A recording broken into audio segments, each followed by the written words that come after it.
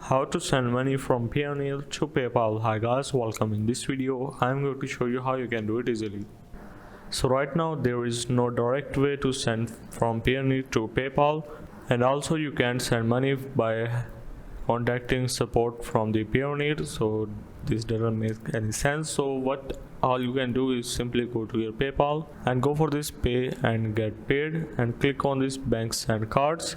Once you have entered here, you have to scroll down to this bank accounts and click on this link a new bank account, or you can also go with cards and add Payoneer card. So for now we are going for the bank account and click on this link a US bank instead. Now here you have to give your routing number and your account number.